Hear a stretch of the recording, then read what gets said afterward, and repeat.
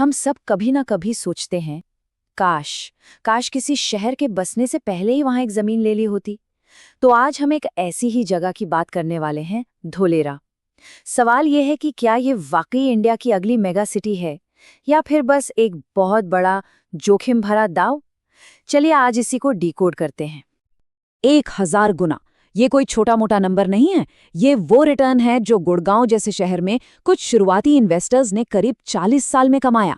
मतलब जिन्होंने सही टाइम पर वो मौका पकड़ा, उनकी वेल्थ 1000 गुना बढ़ गई।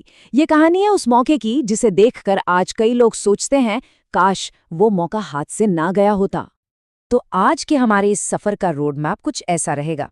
पहले देखेंगे कि क्या गुड़गांव की कहानी दोहराई जा सकती है। फिर समझेंगे कि ये धुलेरा एसआईआर आखिर है क्या, इसमें इतनी देर क्यों लगी, और जो धुलेरा स्कैम की बातें होती है उसका सच क्या है। फिर इन्वेस्टर्स के लिए एक चेकलिस्ट, और आखिर में सबसे बड़ा सवाल, ये भविष्य का शहर है या बस एक रेगिस्तानी सपना।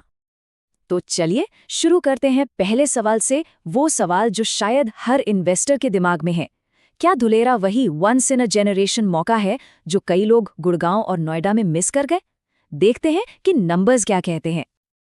अब जरा इस टेबल पर नजर डालिए, ये बड़ा दिलचस्प है। गुड़गांव जो कि एक मैच्योर मार्केट है, वहां आज 200 गज का प्लॉट करीब करीब 4 करोड़ का है। वहीं धोलेरा जो अभी बिल्कुल शुरुआती स्टेज पर है, वहां आपको वैसा ही प्लॉट 15 से 16 लाख में मिल सकता है। अब ग्रोथ पोटेंशियल देखिए, गुड़गांव में अगले 5 साल में शायद प्रॉपर्टी डबल हो जाए, जो कि बहुत अच्छा रिटर्न है। लेकिन धोलेरा में पोटेंशियल है 4 से 5 गुना बढ़ने का, और यही फर्क इसे इतना इंटरेस्टिंग बना देता है। तो अब सवाल ये उठता है कि धुलेरा में ऐसा क्या खास है। देखिए, ये सिर्फ जमीन का एक टुकड़ा नहीं है, इसके पीछे एक बहुत सोची समझी प्लानिंग है, एक खास कानूनी ढांचा है जिसे कहते हैं एसआईआर, यानी स्पेशल इन्वेस्टमेंट रीजन।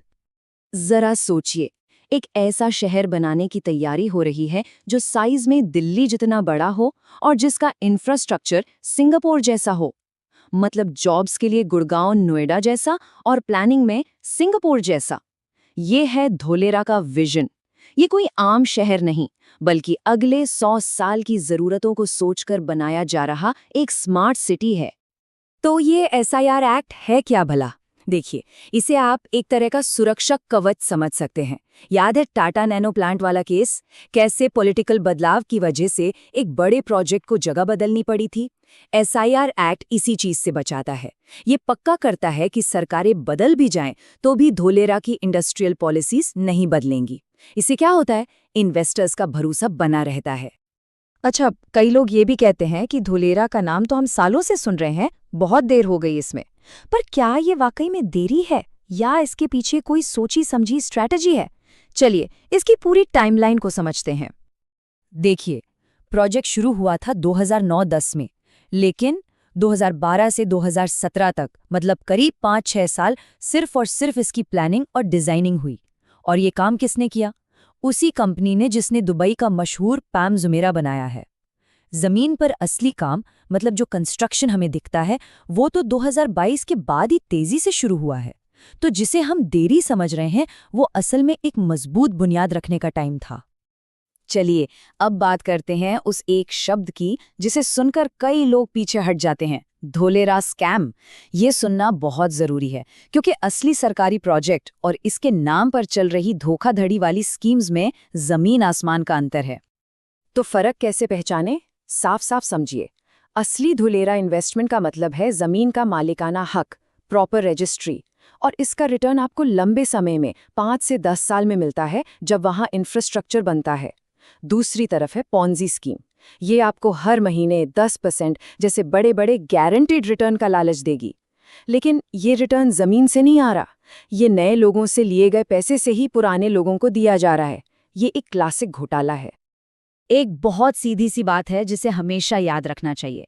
अगर कोई रिटर्न इतना अच्छा लगे कि यकीनी ना हो, तो शायद वो सच नहीं है। सोचिए, बैंक आपको साल का 6% देता है और कोई स्कीम महीने का 10% दे रही है, मतलब बैंक से 40 गुना ज्यादा। ये प्रैक्टिकली इम्पॉसिबल है। बस इतना सा लॉजिक आपको कई घोटालों से बचा सकता है। ठीक है, तो अब जब हमने प्रोजेक्ट, उसके विजन और धोखेधड़ी को समझ लिया है, तो अब उन लोगों के लिए कुछ काम की बातें करते हैं जो वाकई में यहाँ इन्वेस्ट करने का सोच रहे हैं। ये है एक इन्वेस्टर की चेकलिस्ट। तो कुछ बहुत ज़रूरी बातें हैं, इन्हें ध्यान से सुनिएगा। पहली बात, ये कोई शॉर्ट टर्म गेम नहीं है।